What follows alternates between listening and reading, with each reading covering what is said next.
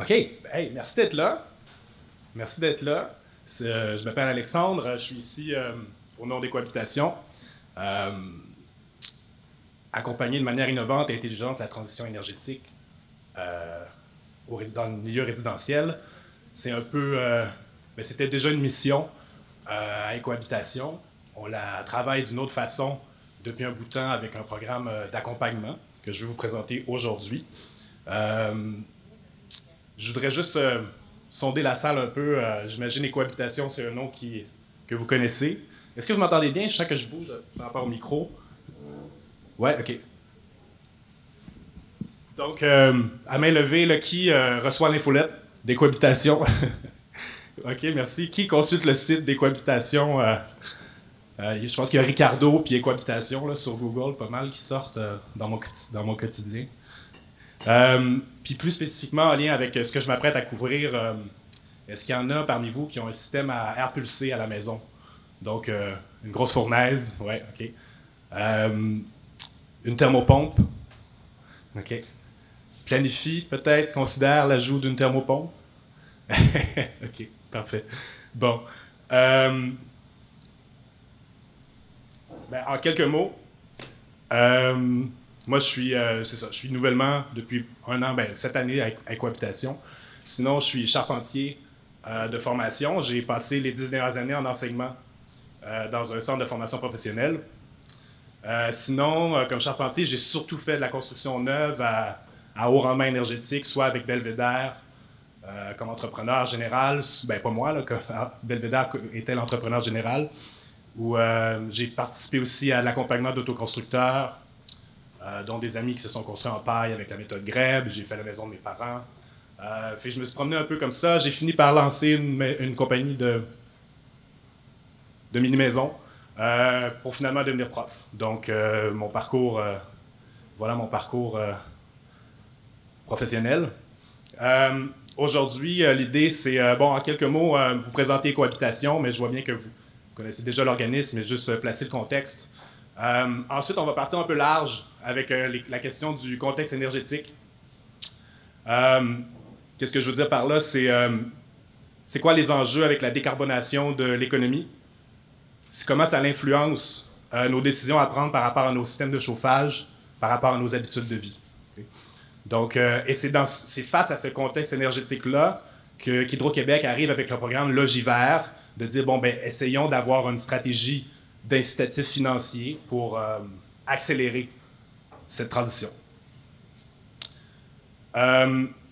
Nous, en parallèle à Écohabitation, on se dit, peut-être qu'on a un rôle à jouer pour aussi stimuler, aller au-delà des contraintes financières.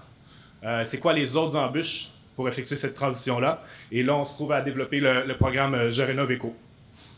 Je vais voir le temps qui restera, mais je vais vous présenter un exemple d'accompagnement si jamais on reprend contact là, pour votre système d'air pulsé.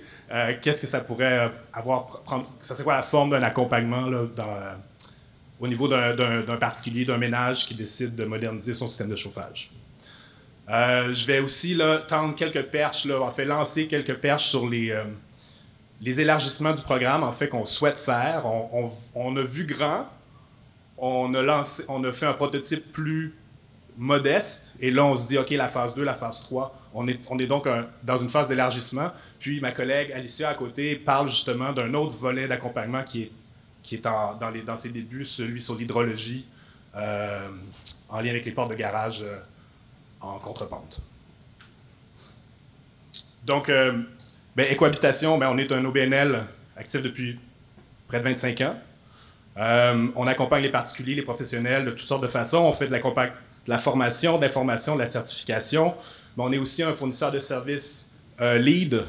On a une firme d'ingénierie à l'interne spécialisée en efficacité énergétique.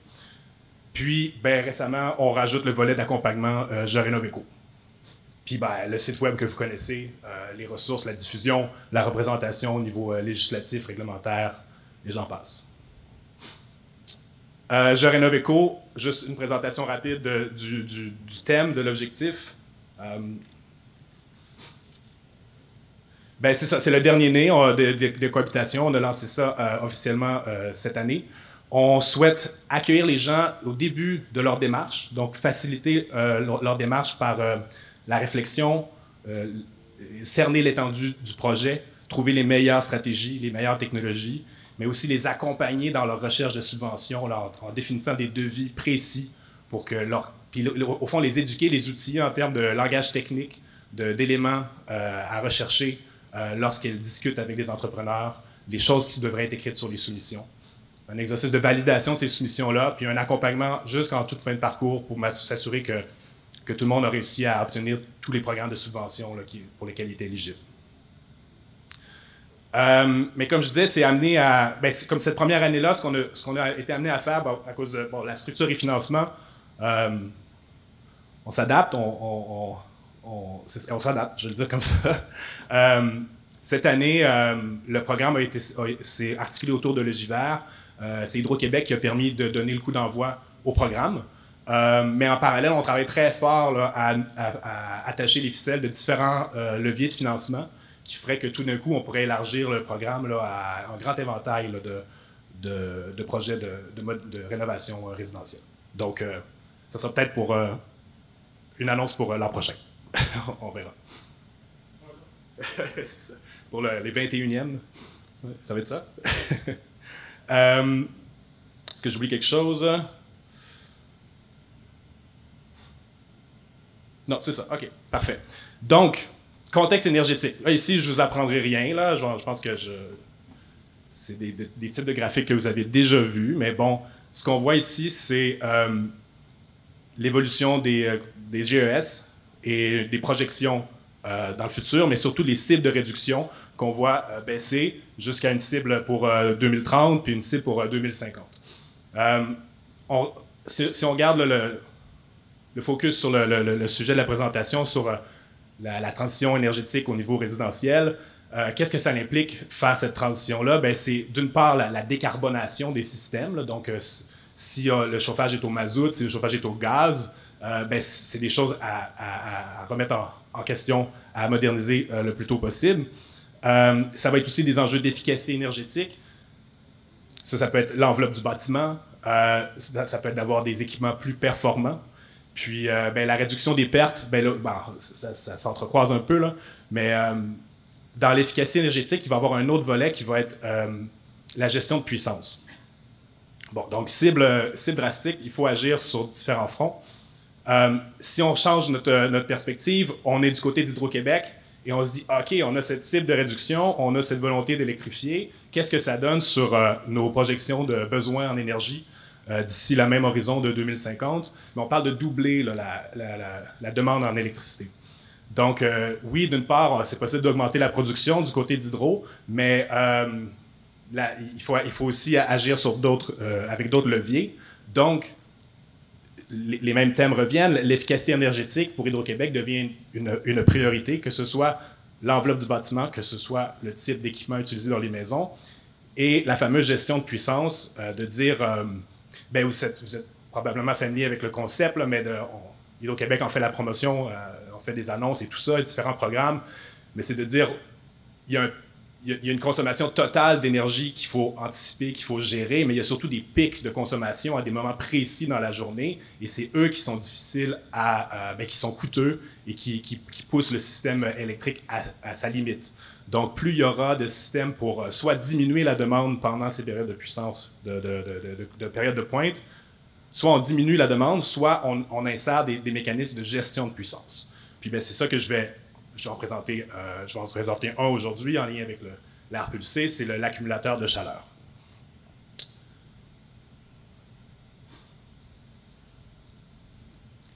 Bon, ici, on a un exemple de ce qui des pamphlets d'information d'Hydro-Québec sur qu'est-ce qu'une pointe hivernale, c'est des moments précis dans la journée. C'est quelques journées par année, mais c'est les moments où tout d'un coup, on achète de l'électricité produite de façon thermique aux États-Unis. C'est les hôpitaux, c'est des grosses institutions à qui on demande de fermer la switch et de fonctionner sur des génératrices. C'est tout le monde qui est au mazout et au gaz naturel en bi-énergie qui prend le relais avec du combustible fossile. Fait que ces pointes-là, en ce moment, elles sont gérées par le combustible fossile. Donc, en parallèle, il y a les stratégies de développer différentes offres tarifaires du côté d'Hydro-Québec. Ici, on a deux... Il y en a d'autres, mais disons ces deux-là. Le tarif FlexD, c'est surtout un peu, si les gens ici à l'air pulsé sont à la biénergie, vous connaissez le tarif biénergie qui fluctue dépendamment de la température. Ici, le tarif FlexD va fluctuer en fonction de ces fameux épisodes de pointe critique. Lorsque la demande elle est trop élevée, tout d'un coup, le tarif d'électricité devient module à la hausse, mais toutes les autres heures de l'hiver, on a une réduction de tarif. Donc, une maison qui serait équipée pour faire une gestion de puissance arriverait à faire des économies. Donc, l'accumulateur de chaleur, je vais y revenir. ILO, en contrepartie, s'adresse un peu à tout le monde, peu importe comment la maison est équipée. C'est un système de récompense. Si on change nos comportements, si on réduit la température sur nos thermostats, on peut gagner, obtenir des récompenses, des réductions sur notre facture. Donc, c'est un truc volontaire. Donc, différentes stratégies, différentes tentatives ici, à gauche et à droite, pour d'Hydro-Québec pour changer les habitudes de vie. Bon, ici, à nouveau, différentes stratégies là, prises ponctuellement là, d'un niveau individuel, des choses qu'on fait pour gérer la demande de puissance, baisser le chauffage, décaler l'usage de l'eau chaude, réduire l'usage des électroménagers. Excusez-moi, je vais devoir me moucher.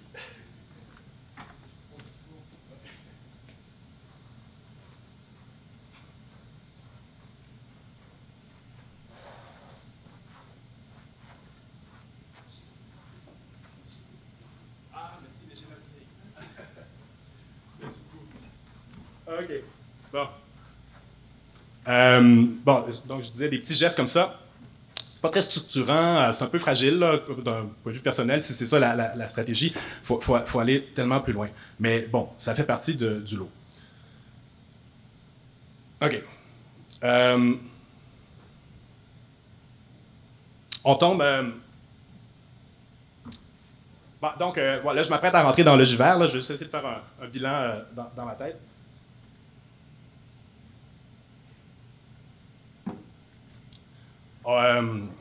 Donc, on a un défi collectif de décarboner le résidentiel, soit en changeant nos méthodes de chauffage, en modifiant notre enveloppe, puis en changeant nos habitudes de vie. Puis de l'autre côté, Hydro-Québec a un défi de gestion de la production d'énergie et gestion de la puissance. Puis avec ces deux...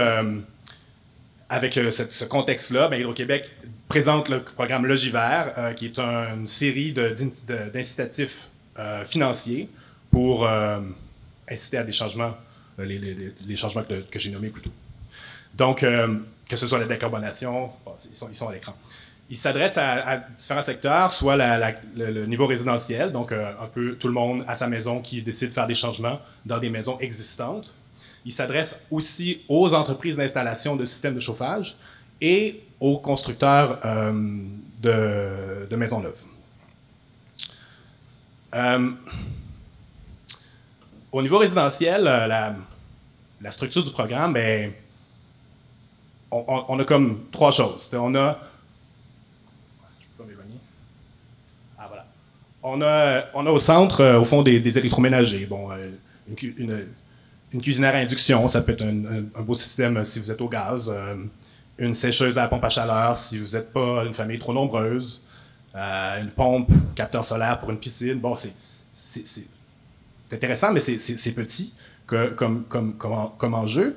On a deux éléments un peu plus majeurs. Il va y avoir l'isolation du toit et le calfeutrage. Que ça, ça peut être un incitatif majeur pour améliorer l'enveloppe de votre bâtiment. Qui peut être combiné en plus avec Renault Climat, l'isolation du toit.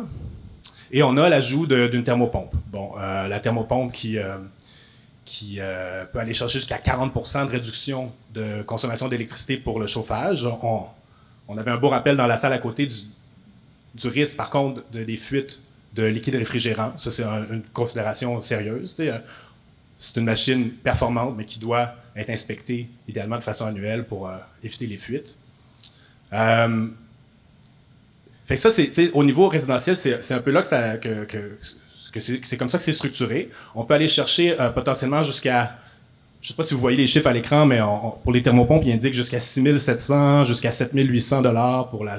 J'ai jamais vu personne l'obtenir, là, ce maximum-là. Là, ça joue plus autour de 4 000 $ là, pour l'installation d'une thermopompe, ce qui est quand même considérable.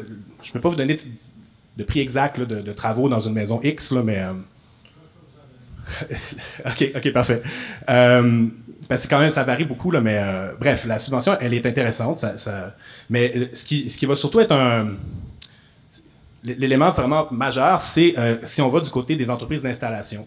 De ce côté-là, c'est là qu'apparaît là, le fameux accumulateur de chaleur et thermopompe, combiné en combo, l'accumulateur et la thermopompe. Hydro-Québec offre 22 000 $ de subvention, ce qui est grosso modo le coût des équipements. Il faut rajouter la marge de l'entrepreneur, les taxes. Fait que c'est un coût, c'est une subvention vraiment qui rend cette option très, très, très, très concurrentielle par rapport à juste une fournaise classique ou à passer à côté de cette option de l'accumulation. C'est vraiment une stratégie centrale d'Hydro-Québec d'équiper le plus possible de ménages avec ce type de dispositif. Ouais, pour l'instant, l'accumulateur de chaleur qui est subventionné, c'est pour les gens qui ont un système à air chaud. Donc, ici, j'ai un petit schéma là, un peu technique. Là, ce qu'on voit finalement, c'est dans la partie arrière, mettons 1, 2, 3, 4, là, c'est la fournaise électrique, mais qu'on aurait remplie de briques, là, de pierres réfractaires. Donc, cette fournaise-là arrive à accumuler une quantité là, phénoménale de chaleur. Puis, à côté, ce qu'on a, c'est l'arrivée puis la sortie de l'air pulsé de la maison avec ici le numéro 7, là, la rencontre avec la thermopompe. Donc, c'est comme une fournaise centrale dont les gens disposent déjà, qu'on aurait ouvert et rempli de briques. Et ce que ça fait, ça, c'est qu'en période creuse, donc pendant la nuit, l'appareil se charge de chaleur avec les éléments électriques qui sont présents, pour ensuite, lors des fameux 3 heures de pointe le matin puis 4 heures de pointe le soir, au lieu de prendre la chaleur de façon électrique, le système se met à l'arrêt, que ce soit la thermopompe ou la fournaise électrique, et on vient chercher la chaleur qui était emmagasinée dans les briques. Donc, soudainement, on arrive à garder une température constante dans la maison, il n'y a aucune fluctuation, mais on maximise là, les économies. Je parlais du tarif FlexD plus tôt, qui fluctue en fonction des périodes de pointe. On n'est pas affecté par ça. T'sais. Donc, comme usager dans la maison, on a un confort, on a une stabilité et on a une optimisation financière là, avec le tarif. Puis, on allège la demande d'énergie là, sur une base quotidienne pour Hydro-Québec. C'est pour les systèmes à air pulsé. En parallèle, il existe en développement on l'appelle l'ATC, l'accumulateur thermique centralisé. Il existe les ATL qui, eux, seraient localisés. On pourrait les imaginer un peu comme des gros convecteurs qu'on installerait un peu comme des radiateurs à eau chaude, qu'on installerait idéalement sur les murs extérieurs des maisons et qui ferait un peu le même principe que l'accumulateur thermique, mais au lieu d'être avec un système d'air pulsé qui circule dans toute la maison, ce serait un système localisé, mais qui ferait quand même de l'accumulation puis de la décharge en fonction des heures de pointe. Donc, pour des maisons qui n'auraient pas de système à air pulsé, il y a des avenues technologiques qui s'en viennent. Parce que ce qu'on constate, ce qu'on anticipe, c'est que cette dynamique-là de tarification dynamique, elle ne va faire qu'augmenter. Ce besoin d'Hydro-Québec d'optimiser son réseau, de changer les comportements pour augmenter la consommation d'électricité, mais tout en réduisant les pics de pointe, c'est une stratégie essentielle. Et le changement de comportement se fait surtout par des incitatifs ou par des hausses de tarifs. Il n'y a pas 1000 façons. Donc, puis Hydro-Québec participe activement au développement de cette technologie-là dans l'idée qu'elle soit introduite dans l'assiette d'options québécoise. Donc, c'est quelque chose, c'est ça. Les maisons qui vont pouvoir faire de l'accumulation de chaleur vont être positionnées stratégiquement pour faire des économies d'énergie, pour être efficaces avec le contexte d'Hydro-Québec dans les années à venir.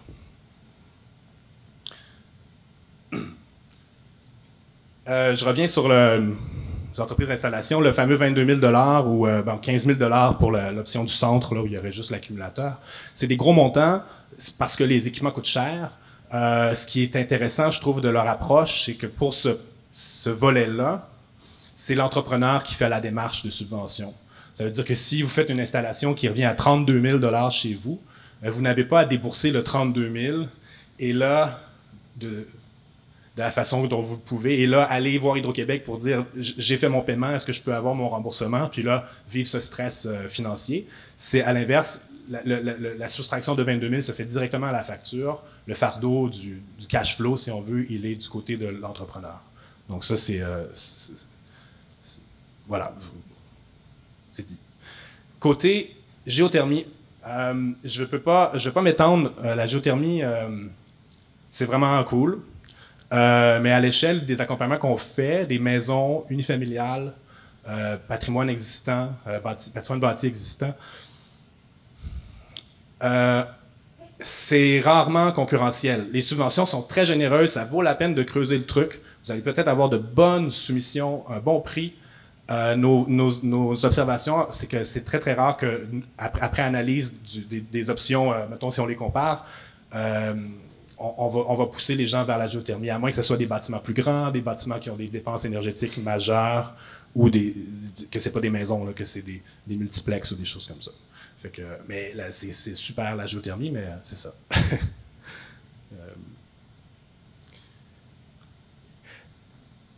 En quelques mots sur... et là, le temps file. En quelques mots sur les entreprises de construction.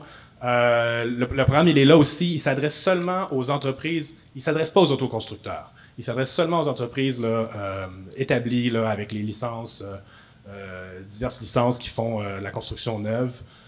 Et en parallèle, les gens qui... les entreprises de construction, ce volet-là s'adresse uniquement aux maisons dont la construction est terminée. Donc, l'autoconstructeur qui se dirait « Ah, je vais me construire une maison neuve et plus tard faire venir une entreprise de construction », c'est un peu un trou dans le règlement en ce moment. On travaille là-dessus. Si c'est votre cas, je vous invite à appeler Logivert directement, le service à la clientèle, puis essayer de vous trouver une voie de passage. Bon, il existe d'autres programmes là, en lien avec l'enveloppe du bâtiment et le chauffage. Il existe, si vous êtes au mazout et que votre revenu est en dessous du revenu médian, vous avez accès à une subvention fédérale. Il existe le prêt canadien pour les maisons vertes qui est quand même fabuleux. Là, c'est 40 000 $ à taux zéro, remboursable sur 10 ans, qui peut couvrir une grande variété de travaux là, d'efficacité énergétique dans votre maison. Au provincial, il y a Chauffé Vert, Éconologie, il y a Réno Climat. À Montréal, il y a Rénoplex, qui vaut la peine d'être épluché. Il y en a d'autres. Je vais au moins nommer ceux-là. Et là, on tombe un peu sur nous, notre rôle à Écohabitation. Une fois qu'on voit que ces incitatifs sont là, que les technologies sont offertes, qu'il y a une stratégie quand même cohérente, qu'est-ce qu'on peut faire?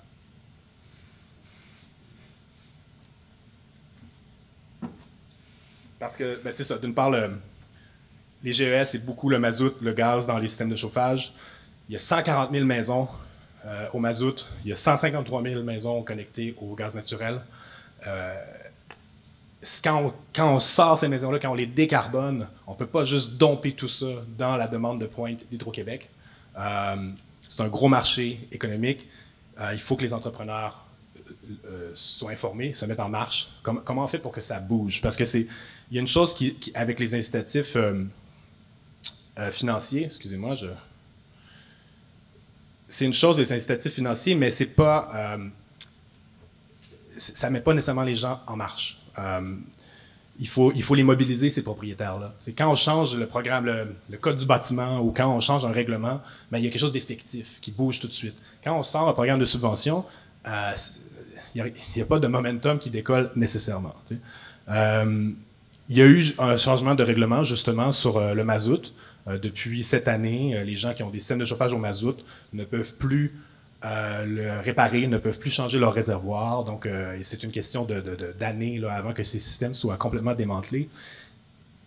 Et on en a accompagné beaucoup. On a accompagné beaucoup de gens, souvent des gens quand même plus âgés dans des quartiers où ça fait des années que ces systèmes-là ont juste jamais bougé. Et ces gens-là n'avaient pas envie de se lancer dans ce projet-là. C'est fait que l'accompagnement, il prenait son sens. Donc, ce qu'on a fait en début de réflexion, c'est qu'on a sondé, c'est quoi, quand les gens, on les place devant un besoin, une réalité de changer, de moderniser quelque chose, ben, il y en a qui vont trouver que c'est un truc rébarbatif, ça va être les coûts. Il y en a que ça va être l'ignorance ou le savoir-faire, la complexité du truc, un manque de temps. Donc, les incitatifs financiers, c'est intéressant, ça peut réduire les coûts, mais ça n'adresse pas les autres enjeux. Puis le manque de temps, ben, en fait, on reçoit aussi beaucoup de commentaires que les gens sont confus parmi les offres de subventions. Donc, ça les freine quasiment parce qu'ils ont peur de perdre, de se tromper, de passer à côté de quelque chose. Donc, on est parti avec des questions sur justement cette transition-là, comment on peut la faire rapidement. Si on dit qu'on veut sortir le mazout, le gaz, si on dit qu'on veut aller chercher de l'efficacité énergétique, comment à Écohabitation on peut stimuler ce changement-là et le faire intelligemment, de ne pas domper ça dans la demande de pointe en juste installant des fournaises électriques. Comment on peut dépasser les contraintes financières, les contraintes techniques, les défis les premiers défis auxquels les gens sont confrontés. Il y a trois volets en ce moment au programme Je rénove éco. Celui dont je parle, c'est le climat et énergie, donc vraiment de s'intéresser au système de chauffage. Ma collègue Alicia, à côté, parle de l'hydrologie, les portes étanches, la gestion des eaux de surface, éviter les inondations. Et en parallèle, ce qu'on souhaite développer dès que possible, c'est quelque chose qui serait beaucoup plus large, qui serait la rénovation en général. Ben, on s'entend, la rénovation... Voilà, en général, c'est ça, avec de bonnes intentions. Donc, ouais. Ici, on plonge ensemble dans le début d'un accompagnement qu'on pourrait faire pour un système de chauffage au mazout. Ou à air pulsé, peu importe. Peut-être même que vous avez reçu des invitations à participer au programme d'accompagnement. Est-ce que ça a été le cas parmi certains d'entre vous dans la salle? Oui? OK. On essaie d'être ciblé, mais parfois, la gestion des bases de données, il n'y a pas de magie. Donc, c'est ça. Ce qu'on souhaite, c'est offrir aux gens un parcours individualisé où on peut les aider à comprendre le contexte de leur maison, regarder les subventions, puis je veux dire, puis dresser un certain portrait des avenues. Comme le programme là est très cerné sur l'air pulsé, il n'y a pas 1000 avenues. On va sortir 1, 2, 3 scénarios, on les met sur la table, puis déjà là, que ce soit ça, les scénarios, qu'il y en ait 1, 2, 3, ben ça peut être très rassurant. Et là, on guide les gens vers... si l'accumulateur de chaleur, c'est quelque chose qui est pertinent dans leur maison, ben, il y a des installateurs homologués, donc on les redirige vers ces gens. Sinon, vers les entrepreneurs de leur choix, de leur secteur. Dans le cadre de cette première rencontre-là, on est capable de dresser une simulation financière avec la taille de la maison, avec quelques paramètres, au moins, qu'est-ce qu'ils pourraient imaginer comme coût, comme estimation de travaux, comme retour sur l'investissement, puis comme tarif de consommation d'énergie annuelle. Puis l'idée, c'est quand même surtout de leur équiper avec un devis technique qu'on leur envoie par la suite. Ce devis-là, ben, je le nommais plus tôt, c'est de donner aux gens une série de mots-clés, de vocabulaire, de critères de performance. Et là, les gens, quand ils se présentent auprès d'un entrepreneur, ben, ils ont des barèmes, ils ont des paramètres. Il y a un dialogue qui se fait plus vite, il y a une crédibilité. On invite les gens par la suite à nous envoyer ces soumissions-là en vue d'une deuxième rencontre. On va tester, on va calculer la performance des équipements proposés. Là, je parle ici des thermopompes. S'assurer que c'est des thermopompes qui performent par climat froid, que c'est des thermopompes qu'elles seront subventionnées par Hydro-Québec. Et juste la robustesse là, de la soumission en général. Puis ben, la finalisation de l'accompagnement, ben, ça va dépendre du parcours puis de où les gens du bâtiment initial. Mais s'il y avait le réservoir de mazout, ben, il y a une démarche à faire pour aller chercher chauffer vert. Il y a le logivert, parfois, c'est le client qui va chercher la subvention. Parfois, c'est l'entrepreneur. On a toute une série de démarches puis de vérifications qu'on fait en fin de parcours pour que tout soit bien ficelé. Pour certaines personnes, c'est facile. On navigue sur Internet, on lit, on clique. Donc, il y a des gens que l'accompagnement se fait rapidement. Les gens sont reconnaissants, mais n'ont pas besoin qu'on les tienne par la main autant. Mais pour d'autres, en tout cas, on s'adapte. Tout ce que je veux dire, c'est qu'on s'adapte au rythme des gens puis à leur réalité.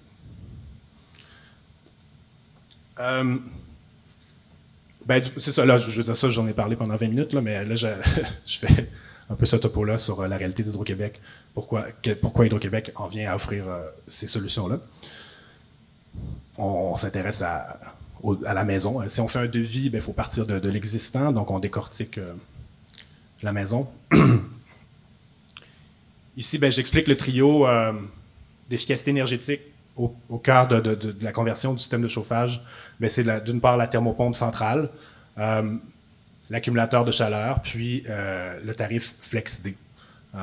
La thermopompe, c'est l'équipement où on va réduire de 40%, disons, notre besoin en énergie pour se chauffer. Les technologies en ce moment au Québec, on peut se rendre là, à moins 20, moins 25, moins 30 parfois avec une thermopompe.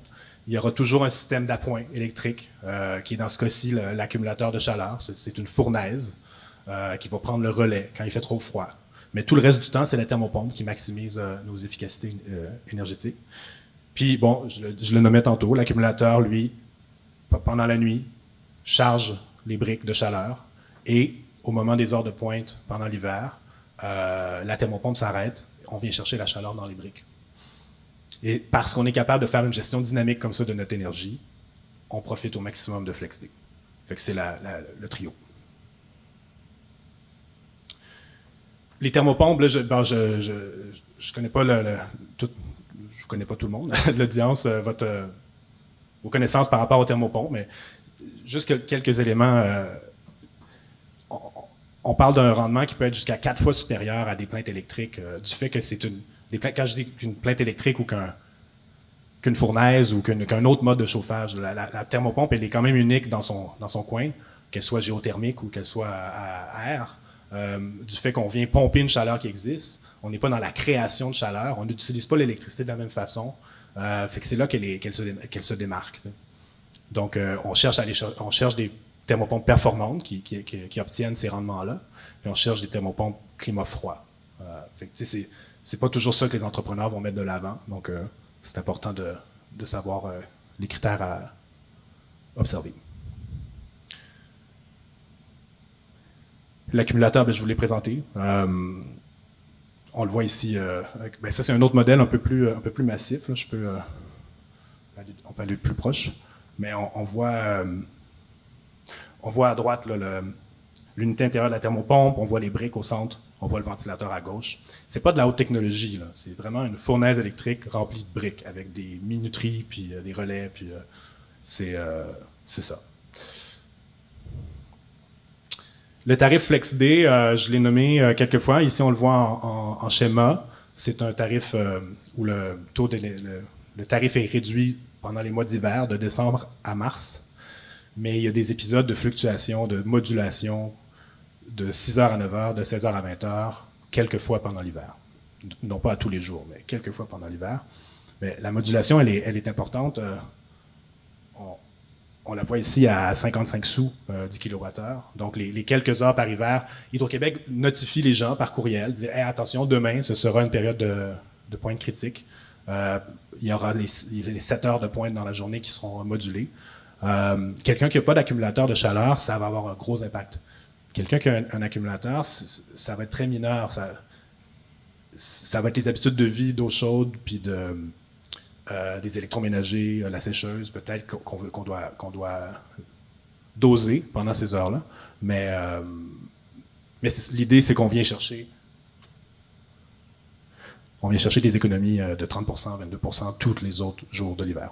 Donc, bon an, mal an, en supposant que vous allez quand même vous faire à souper puis prendre des douches, même si c'est une période de pointe critique, on calcule quand même 300 $ d'économie par année là, pour faire une transition. Ici, à droite, on a un tableau où on voit la source de chaleur dans la maison, dépendamment de deux facteurs, dépendamment de la période. Donc, en haut, on a période creuse, période de pointe, et de la température extérieure. Moins 12, plus chaud ou plus froid que moins 12. On voit que c'est la thermopompe qui chauffe la maison 3 fois sur 4. Le seul moment où on vient chercher la chaleur dans les briques, c'est lors des épisodes de pointe, sous moins 12. Et ces journées-là, quand il fait sous moins 12, ces journées-là, ben, on a une alternance 2 fois par jour entre les briques et ensuite la thermopompe. On alterne comme ça.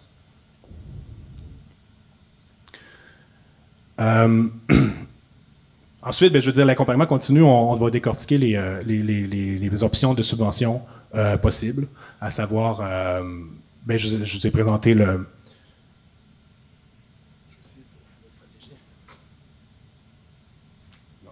je vous ai présenté la celle de gauche où on a le combo à 22 000 $. Au centre, on a la thermopompe installée seule ou en ajout à un système existant ou avec une fournaise électrique classique. Là, ça va être un calcul qui est en fonction de la puissance. Donc, 3 600, 4 000 $ pour une maison type. Les gens qui quittent le mazout profitent de chauffer vert avec 1 275 $ pour le retrait du réservoir. 250 $ de plus si vous avez un chauffe-eau au mazout. Donc, on analyse le contexte de la maison, on analyse les subventions éligibles, on sonde un peu le terrain sur les intentions des gens. Est-ce qu'ils sont intéressés à considérer l'accumulateur de chaleur? Un des moments où ça passe pas, l'accumulateur, ben c'est soit des enjeux d'espace ou des enjeux d'accès. Parce que, bon, cette fournaise-là, je vais aller la chercher. Je l'ai ici, OK. Elle est plus grosse. Ben, le caisson de fournaise, il est de taille similaire à une fournaise électrique classique. Mais la ventilation, au lieu d'arriver par le haut, comme c'est souvent le cas, ben, va arriver par le côté, par le bas. Donc, tout d'un coup, l'emprise au sol est pratiquement doublée. On va aller chercher 4 pieds par 4 pieds environ là, de besoin d'espace. Et bon, ces composantes-là sont modulaires, là, mais il y a quand même certains modules qui sont assez massifs. Donc, parfois, c'est un enjeu d'accès. La salle mécanique, soit la porte est trop petite, l'escalier est trop serré. Donc ça, pour certaines personnes, c'est une impasse. On peut espérer une diversité dans les modèles ou un système plus modulaire dans le futur, mais pour l'instant, c'est pas. Ça peut être une limitation.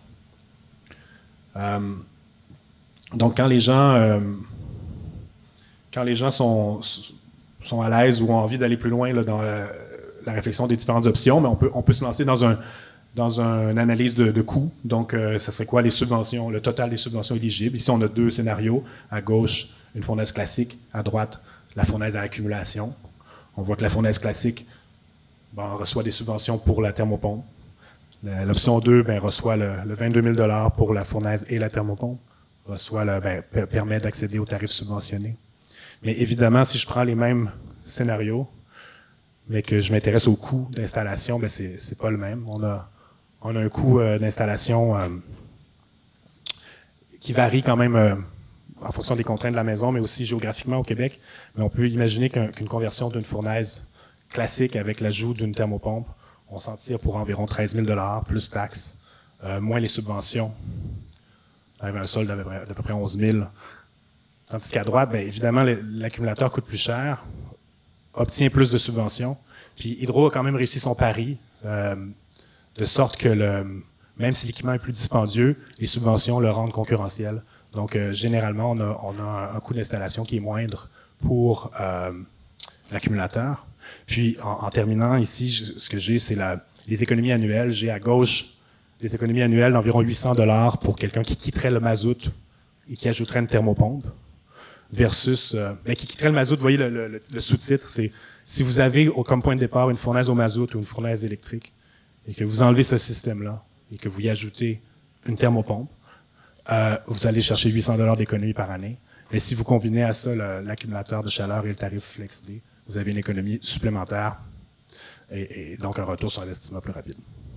Bref, ça serait la première séance d'accompagnement qui se terminerait par l'envoi du devis, puis une feuille de route pour les étapes suivantes. Les gens vont aller chercher leurs entrepreneurs, leurs soumissions, nous les envoyer. On va se rencontrer à nouveau pour les valider. C'est les gens qui font le choix de leur entrepreneur, mais on espère pouvoir leur donner des pistes et des éléments d'analyse pertinents. Puis, ben, ça va être la validation finale des travaux, puis l'accompagnement pour les subventions à venir. Fait que ça ici, ça jette les grandes lignes de la structure. Je trouvais ça contraignant comme contexte parce que c'est très ciblé. Tout ce dont je viens de vous parler, là, ça s'adresse à peut-être 3 personnes, 4 personnes. Mais ce que je vous propose, c'est de revenir sur notre site dans les prochains mois, prochaines années, parce que cette structure-là d'accompagnement par projet, annexée à des options de subvention, puis à du support technique, c'est quelque chose qu'on développe puis qu'on souhaite élargir autant qu'on pourra le faire. Donc, aujourd'hui, si ça vous a parlé par votre maison ou à cause de la réalité de votre maison ou de gens que vous connaissez, tant mieux. Mais essayez d'imaginer le même parcours, mais pour toutes sortes d'aventures en réno. On espère s'y rendre. Voilà.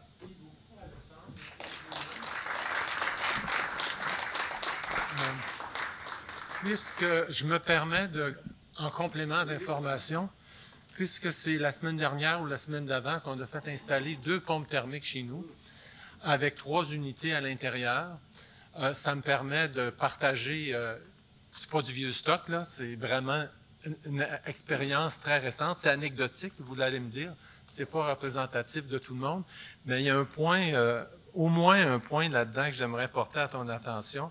Un projet réussi, c'est un projet qui est harmonieux, fonctionnel et durable, à mon point de vue.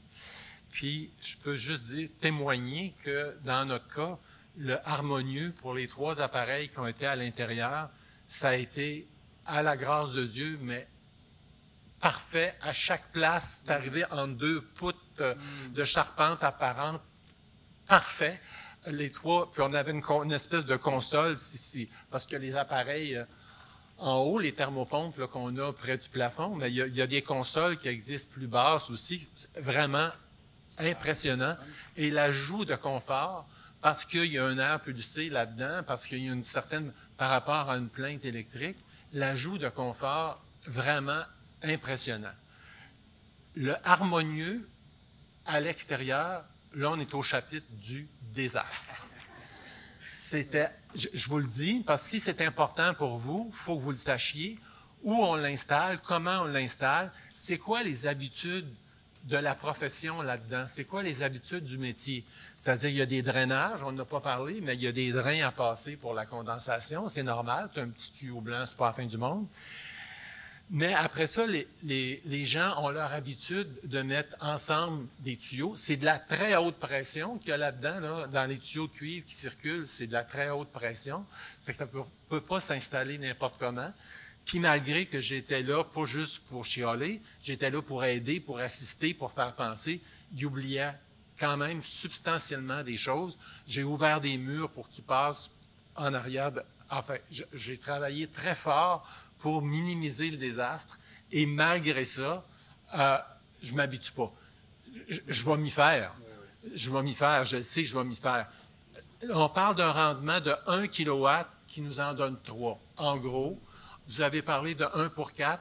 Ça a un certain bon sens. Ce que je veux amener à votre attention aussi, puis c'est normal, là, c'est tout à fait correct, la masse thermique. J'ai assez parlé, moi, hier, puis aujourd'hui, de la masse thermique.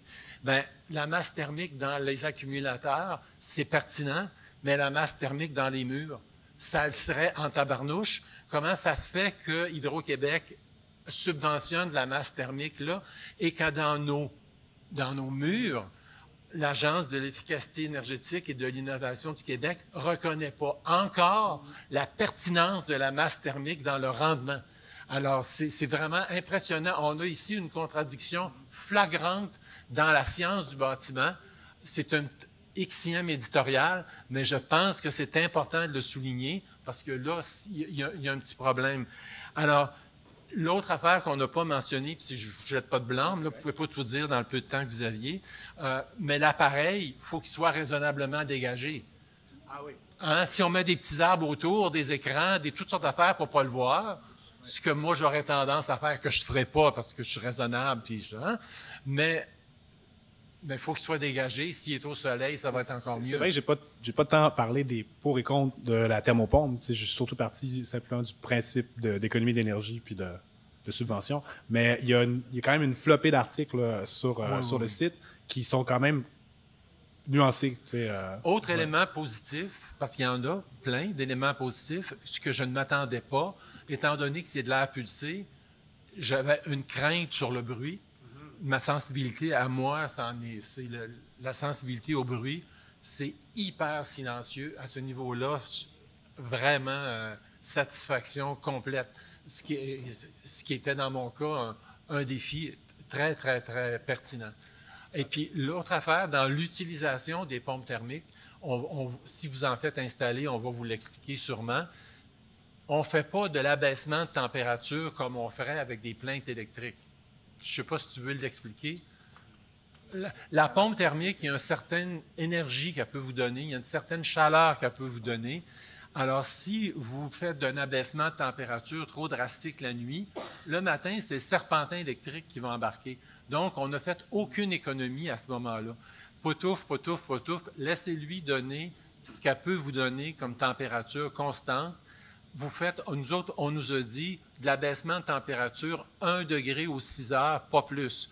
Ici, il y a quelque chose d'intéressant avec le combo accumulateur, c'est que vu qu'il y a une masse thermique, s'il y a une situation comme ça où, soit parce qu'il fait moins 30 et que là, la thermopompe ne se fournit pas, ou que justement, on vient de changer la température de consigne et là, la thermopompe ne peut pas répondre, bien, ce n'est pas le serpentin électrique.